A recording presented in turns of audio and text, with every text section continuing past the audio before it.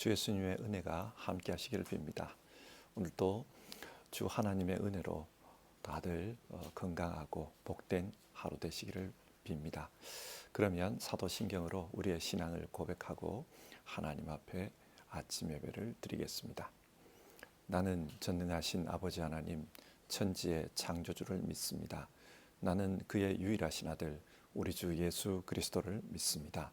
그는 성령으로 잉태되어 동정녀 마리아에게서 나시고 본디오 빌라도에게 고난을 받아 십자가에 못 박혀 죽으시고 장사된 지 사흘 만에 죽은 자 가운데서 다시 살아나셨으며 하늘에 오르시어 전능하신 아버지 하나님 우편에 앉아 계시다가 거기로부터 살아있는 자와 죽은 자를 심판하러 오십니다. 나는 성령을 믿으며 거룩한 공교회와 성도의 교제와 죄를 용서받는 것과 몸의 부활과 영생을 믿습니다. 아멘. 오늘 아침에 읽을 성경 말씀은 고린도후서 10장 17절과 18절입니다. 하나님의 말씀을 받들어 읽겠습니다. 자랑하려고 하는 사람은 주님 안에서 자랑해야 합니다.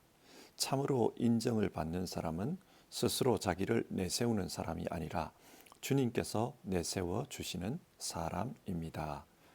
아멘. 우리 기독교는 성경을 통해 하나님의 뜻을 이해합니다. 성경이 무엇을 말하느냐? 그것이 신앙과 또 삶의 기준입니다.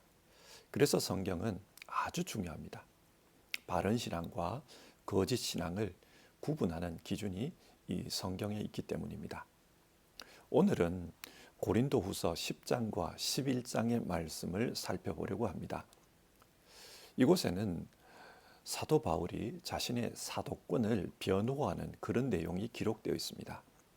바울이 자신의 사도권을 변호하는 이유는 고린도 교회 안에 바울의 사도권을 의심하고 또 문제 삼는 이들이 있었기 때문입니다. 성경이 왜 이런 문제를 말하는 것일까요? 만약 바울의 사도권이 부정되면 지금까지 바울이 전했던 복음이 부정될 것입니다. 거짓 사도가 가르친 교훈에 불과하기 때문입니다. 그리고 그 거짓 복음을 믿는 그 믿음 위에 세워진 고린도 교회 역시 부정될 것입니다. 이렇게 되면 고린도 교회는 존립의 위기에 빠지게 됩니다. 그러므로 바울의 사도권 문제는 단순히 바울 개인의 문제가 아니라 고린도 교회 전체의 문제가 되는 것입니다. 그래서 아주 중요한 문제입니다. 지금 성경은 별로 아름답지 않은 그런 싸움 이야기를 말하고 있습니다. 성경이 이것을 말씀하는 이유는 이런 일이 오늘날에도 일어날 수 있기 때문입니다. 사탄은 이런 방식으로 교회를 혼란스럽게 합니다. 교회를 흔들어 이단에 빠지게 하거나 또 싸움에 휘말려 분열되게 합니다. 그래서 하나님은 성경을 통해 오늘 본문과 같은 별로 아름답지 않은 이야기도 하는 것입니다. 이런 이야기를 통해 교회를 아름답게 지키고 또 이루어가라, 그것을 교훈하는 것입니다. 그러면 오늘 말씀을 같이 살펴보도록 하겠습니다. 먼저 10장의 말씀인데요. 고린도 교회에 바울을 비난하는 그런 사람들이 나타났습니다. 이들은 아마도 유대인 출신의 전도자들인 것 같습니다. 이들은 바울은 진짜 사도가 아니며 유대인들 집단 속에서는 인정받지 못하는 그런 사람이라고 공격을 했습니다. 그러면서 자신들이 정통 신앙을 따르는 사람들이며 자신들이 전하는 복음이 진짜 복음이라고 사람들에게 말했습니다. 1절을 보면 이런 말이 나와요. 내가 얼굴을 마주 대하고 있을 때에는 여러분에게 유순하나 떠나 있을 때에는 여러분에게 강경하다고들 합니다. 바울을 비난하는 사람들이 이렇게 말한다는 겁니다. 바울을 비난하는 사람들은 바울은 비겁한 자다, 그렇게 말하고 다녔습니다. 얼굴을 마주보고 이야기할 때는 굉장히 점잖고 유순하다는 겁니다. 그러나 멀리 떠나 있을 때는 아주 강경하다고 합니다. 아주 센 내용의 편지를 써서 평소에는 할 수 없는 말들을 막 쏟아낸다는 거예요. 쉽게 말해서 눈앞에 있을 때는 말 한마디 못하면서 돌아서면 말이 많다는 뜻입니다. 그래서 바울은 비겁한 사람이다, 그렇게 비난했습니다. 그리고 2절을 보면요. 그러나 우리가 육정을 따라서 처신한다고 여기는 사람들에게는 이런 말씀이 있어요. 바울을 비판하는 사람들이 바울은 육정을 따라서 처신하는 자다, 그렇게 공격했습니다. 이게 무슨 말일까요? 바울은 주로 말로 복음을 전했습니다. 그의 사역은 말로 복음을 전하는 것이었습니다. 그리고 그 복음은 그리스도에 대한 말씀입니다. 핵심은 그리스도입니다. 그리고 그 그리스도를 바울은 주로 구약 성경의 말씀에 근거해서 이분이 메시아다, 구약에서 말씀한 그 메시아가 예수 그리스도이시다, 그렇게 전한 것입니다. 그 일을 했습니다. 그러니까 사람들이 보기에는 바울이 육신적인 성경 지식을 전하는 것처럼 보였을 것입니다. 사람에게서 배운 그런 성경 지식을 가지고 가르치고 있다, 그렇게 비판한 겁니다. 그래서 육정을 따라 처신한다, 그런 말을 하는 겁니다. 하지만 바울을 비난하는 이 사람들은 신령한 것으로 가르치고 있다, 그렇게 말했어요. 자기 스스로 그렇게 말하는 겁니다. 예를 들어서 어떤 황홀경에 빠져가지고 비정상적인 상태에서 예언을 한다고 합시다. 사람들이 보기에는 신령해 보입니다. 그리고 하나님으로부터 직접 계시를 받아서 가르치는 것처럼 보입니다. 이 사람들은 바울은 인간에게 배운 그런 성경 지식을 가르치지만 자신들은 하나님이 주신 신령한 계시로 가르치고 있다, 그런 식으로 말하고 다녔습니다. 그래서 자기들이 진짜라는 거예요. 오늘날 이단 중에도 이런 사람들이 있습니다. 많아요. 보통 교회 목사들은 신학교에서 성경을 배워 가르치는 인간적인 방법을 사용한다. 하지만 자신들은 하나님으로부터 직접 계시를 받아 신령한 방법으로 가르친다. 그러므로 자기들이 진짜이고 목사들은 뭘 모르는 사람들이다, 그렇게 말을 합니다. 그래서 이단들은 자신들이 직접 받았다는 그 계시를 거룩한 책으로 여깁니다. 몰몬교를 보면 몰몬경이 있고 통일교를 보면 원리강론이라는 그런 책이 있어요. 바울 당시 바울을 비난한 사람들도 이런 식으로 주장을 했습니다.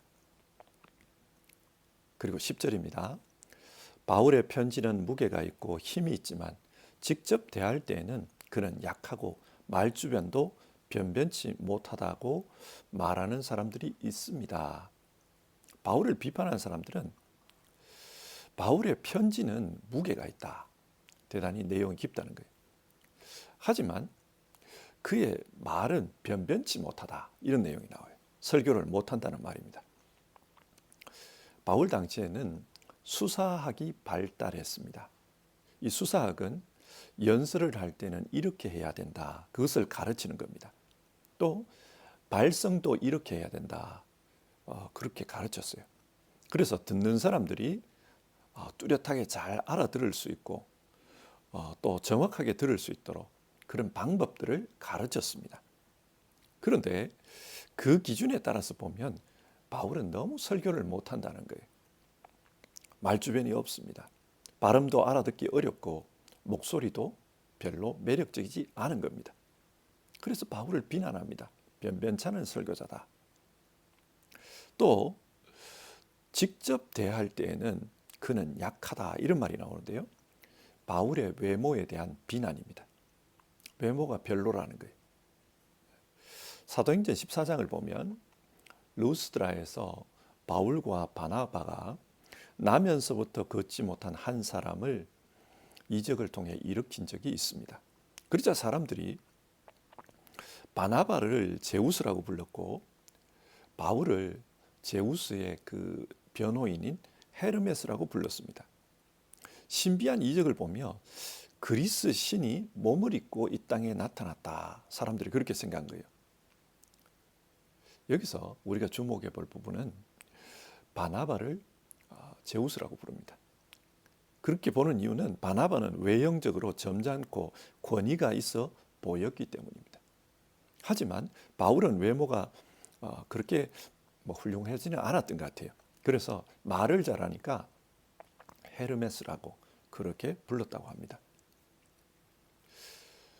요즘 교회에서 새로운 목사님들을 뽑을 때 외모를 본다 그런 말들이 있어요. 워낙 동영상이 발달하고 미디어의 힘이 강하다 보니까 교회가 부흥하기 위해서는 목사님들의 그 외모도 중요하다는 겁니다.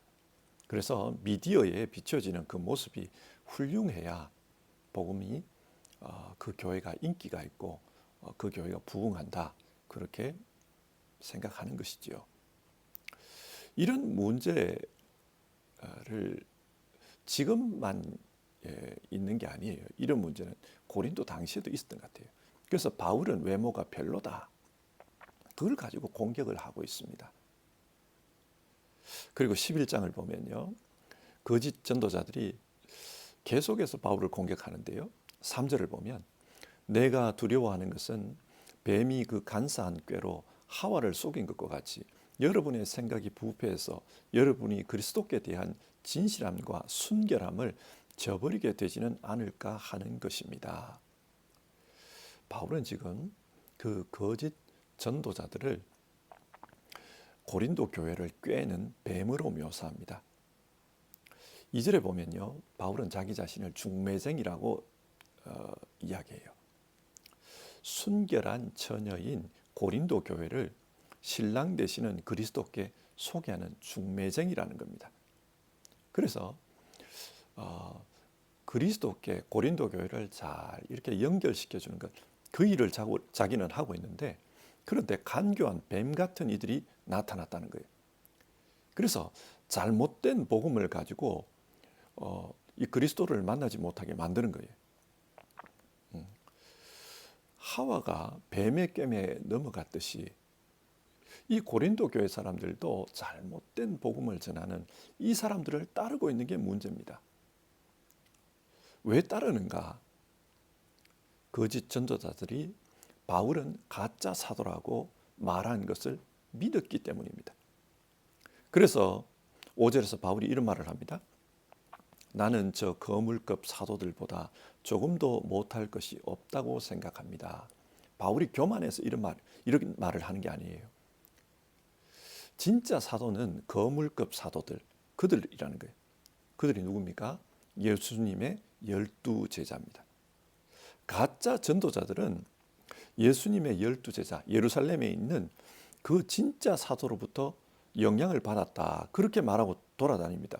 그러면서 바울은 12 제자 중에 한 사람이 아니기 때문에 진짜가 아니라고 말한 겁니다.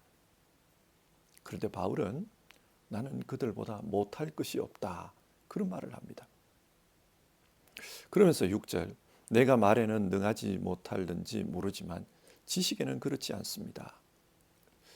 바울이 말은 잘 못할지 모르지만 설교는 좀 잘 못할지 모르지만 그러나 그리스도께서 직접 그에게 나타나셔서 말씀해 주셨고 또 성경을 깨닫게 해주셨습니다. 그렇기 때문에 지식에는 못하지 않다. 내용에 있어서 자신이 전하는 복음의 내용에 있어서는 모자람이 없다. 그런 말을 하는 겁니다. 그래서 자신은 고린도 교회에 바른 복음을 전했다는 것을 말합니다. 또 7절 이하에서는 바울이 고린도 교회로부터 사례를 받지 않았는데 가짜 전도자들이 이걸 문제 삼습니다. 가짜 전도자들이 바울은 진짜 사도가 아니기 때문에 사례를 받지 않은 것이다. 그렇게 말했습니다. 받을 자격이 없으니까 자기 스스로 찔려가지고 안 받은 거다. 그렇게 말한 거예요. 바울 사도가 고린도 교회로부터 사례를 받지 않은 이유는 그곳에 돈을 받고 그리스 철학을 가르치는 이들이 있었기 때문입니다. 자칫하면 복음을 전하는 이 바울을 돈 받고 그리스 철학 전하는 그런 선생 중에 하나로 오해할 수 있었습니다. 그래서 바울은 그 사례를 받지 않은 것입니다. 그런데 가짜 전도자들이 이 문제를 물고 늘어지면서 바울은 진짜가 아니다. 그렇게 공격한 겁니다. 13절과 14절을 보면 이런 말이 나옵니다. 이런 사람들은 거짓 사도요, 속이는 일꾼들이요, 그리스도의 사도로 가장하는 자들입니다. 그러나 놀랄 것은 없습니다. 사탄도 빛의 천사로 가장합니다. 바울은 이 가짜 전도자들을 사탄의 일꾼, 빛의 천사로 가장한 거짓 사도라고 규정하고 있습니다. 그러면서 바울은 진짜와 가짜를 구분하는 기준을 말합니다. 그 기준이 뭐냐? 16절 이하에서 자기 이야기를 하는데요. 거짓 사도들이 육신의 자랑을 가지고 이야기를 해요. 자신들은 히브리 사람이라고 했습니다. 그들은 이스라엘 출신이다. 정통이란 말이죠. 혈통적으로 아브라함의 자손이다. 이런 육신적인 것을 가지고 우리가 진짜 정통이다. 진짜 사도의 후계자들이다. 그렇게 말을 했다는 거예요. 그래서 바울은 그들만 그러냐? 나도 히브리 사람이요. 나도 이스라엘 사람이요. 나도 아브라함의 후손이다. 이런 말을 합니다. 이 말을 하는 이유는 이런 것이 진짜와 가짜를 구분하는 기준이 아니라는 말입니다. 그럼 뭐냐? 그리스도를 위해 얼마나 충성했느냐? 거기에서 진짜와 가짜가 드러난다고 합니다. 그래서 23절부터 29절까지를 보면 바울이 복음을 전하다가 고난당한 이야기가 나옵니다. 그는 복음을 전하다가 감옥에 간 적도 있었습니다. 또 유대인들로부터 매를 맞았습니다. 죽을 뻔하기도 했습니다. 복음을 전하러 배를 타고 바다를 건너다가 배가 부서져서 하루 종일 망망대해를 떠다닌 적도 있다. 그런 말을 합니다. 그뿐만이 아닙니다. 때로는 강물의 위험에 빠져 죽을 뻔했고 이방인과 동족들의 위협 속에서 맞아 죽을 뻔하기도 했습니다. 또 도시에서 광야에서 가는 곳마다 위기가 있었다. 어려움이 있었다. 그런 말을 합니다. 밖에서 추위를 견디며 그렇게 밤을 새야 될 때가 있었고 때로는 광야에서 강렬한 태양빛에 목마르고 굶주리고 죽을 뻔한 적이 있었다. 이런 말들을 합니다. 왜 이런 말을 합니까? 진짜와 가짜가 어디서 드러나느냐? 어려움을 당해보면 안다는 겁니다. 어려울 때 끝까지 주님께 충성하는 그 사람이 진짜 주님의 사람입니다. 좋을 때는 누구든지 다 신실할 수 있고 누구든지 충성하는 것처럼 보입니다. 그러나 어려움이 닥치면은 진짜와 가짜가 확연히 드러납니다. 바울은 지금 그 말을 하고 있는 겁니다. 자신은 복음을 전하면서 많은 고난을 당했다. 하지만 그 고난 중에서도 끝까지 주를 따르고 주를 섬겼다. 그 이야기를 합니다. 그러면서 30절 꼭 자랑을 해야 한다면 나는 내 약점들을 자랑하겠습니다. 이런 말을 합니다. 바울은 자신이 진짜 하나님의 사람이라는 것을 이 고난 이야기를 가지고 자랑하겠다고 말합니다. 인간적인 것, 유대인이다, 아브라함의 후손이다. 이런 게 자랑이 아니라 그리스도를 위해 충성한 것, 이게 내 자랑이다. 이게 내가 진짜 주님의 사람이라는 근거다. 그런 말을 합니다. 자, 오늘 말씀을 한번 정리해 봅시다. 오늘 성경은 누가 진짜 복음 전도자인가 그 문제에 대해 말하고 있습니다. 성경이 이런 말씀을 하는 이유는 우리 시대에도 진짜를 가장한 가짜 전도자들이 있기 때문입니다. 예수님 말씀을 한번 기억해 보십시오. 나더러 주여 주여 하는 자마다 다 천국에 가는 것이 아니다. 그런 말씀을 했습니다. 왜 그러냐? 그들 중에는 주님의 이름으로 예언을 하고 주님의 이름으로 귀신을 쫓아내고 주님의 이름으로 이적을 행하는 이들도 있습니다. 그러나 주님께서 모른다. 그렇게 말할 사람들이 있다고 했습니다. 주님은 그들을 양의 탈을 쓴 일이라고 했습니다. 겉으로 보면 주님의 사람처럼 보입니다. 그러나 실제는 아니라는 거예요. 우리는 이것을 기억해야 합니다. 그래서 바울 사도가 진짜와 가짜를 구분하는 기준으로 자랑하려는 사람은 주님 안에서 자랑해야 합니다. 참으로 인정을 받는 사람은 스스로 자기를 내세우는 사람이 아니라 주님께서 내세워 주시는 사람입니다. 그런 말을 했습니다. 진짜는 자기가 자기 자랑을 하는 데 있는 게 아니라 주님께서 내세워 주시는 그 사람이 진짜입니다. 현대인들은 외롭습니다. 외로운 사람들에게 따뜻하게 대해주고 친절하게 다가오는 사람은 너무나도 고맙습니다. 오늘날 교회가 많이 커졌어요. 그러다 보니 교회 안에도 외로운 이들이 있습니다. 이런 허점들을 이단들이 파고듭니다. 이단들이 얼마나 친절한지 모릅니다. 이단들이 얼마나 인간적이고 또 따뜻해 보이는지 모릅니다. 그러다 보니 그런 인간적인 정 때문에 이단에 빠지는 이들이 있습니다. 이들은 인간적으로 따뜻하고 친절을 베푸는 것은 좋지만은 양의 탈을 쓴 일이라는 말입니다. 이런 일이 벌어집니다. 여러분, 우리 일상에서 신앙하는 가운데 진짜와 가짜를 어떻게 구분할 수 있습니까? 주님께서 인정하는 사람이 진짜라고 했습니다. 주님께서 인정하는 사람, 그런 사람은 자기 자신을 내세우지 않습니다. 사람에게 인정받으려고 그렇게 노력하지 않습니다. 묵묵히 하나님께서 맡기신 자신의 사역에 집중할 뿐입니다. 오늘 성경에 나오는 가짜들은 자기 자랑을 많이 합니다. 자신들은 신령하다.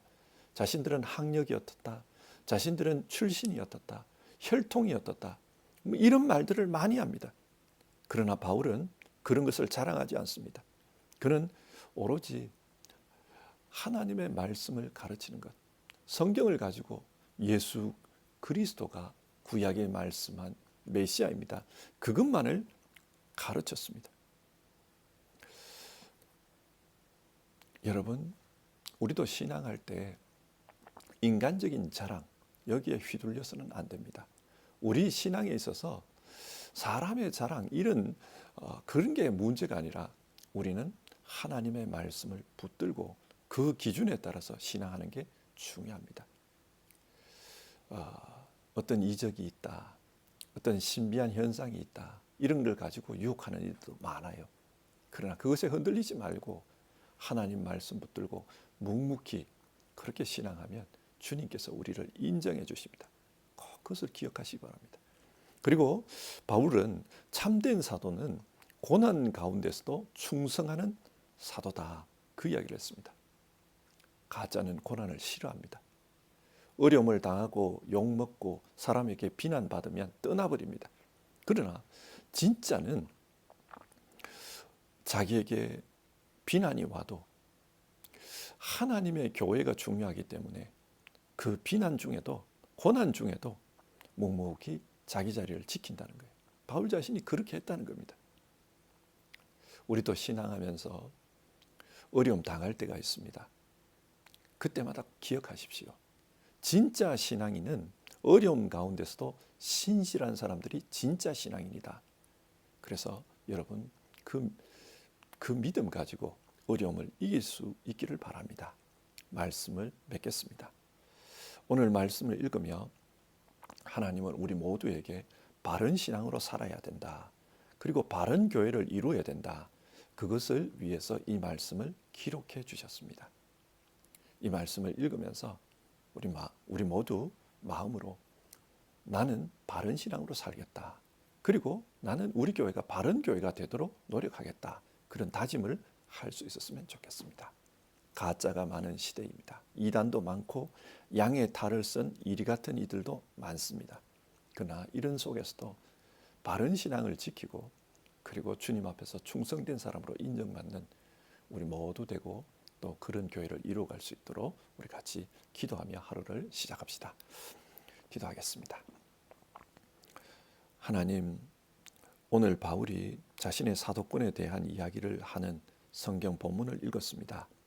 하나님께서 이 본문을 우리에게 주신 이유는 우리 시대에도 우리의 신앙을 흔들고 또 교회를 흔드는 이들이 나타날 수 있기 때문입니다. 이런 상황 속에서 바른 신앙을 지키고 또 올바른 교회를 이루어 가라고 이 말씀을 주셨습니다. 하나님, 오늘 성경이 권면하는 바를 우리가 잘 생각하며 바른 신앙을 지킬 수 있게 도와주시옵소서. 그리고 하나님, 바른 교회를 이루는 일에 힘쓰면서 사는 우리 모두 되게 하옵소서. 가짜가 많은 시대 바른 신앙으로 살 수 있도록 성령 하나님 인도해 주옵소서. 예수님의 이름으로 기도드립니다. 아멘. 오늘 하루도 하나님 말씀 생각하면서 사는 우리 모두 되기를 바랍니다. 주님께서 가르쳐 주신 기도로 아침 예배를 마치겠습니다. 하늘에 계신 우리 아버지, 아버지의 이름을 거룩하게 하시며 아버지의 나라가 오게 하시며 아버지의 뜻이 하늘에서와 같이 땅에서도 이루어지게 하소서. 오늘 우리에게 일용할 양식을 주시고 우리가 우리에게 잘못한 사람을 용서하여 준 것 같이 우리 죄를 용서하여 주시고 우리를 시험에 빠지지 않게 하시고 악에서 구하소서. 나라와 권능과 영광이 영원히 아버지의 것입니다. 아멘.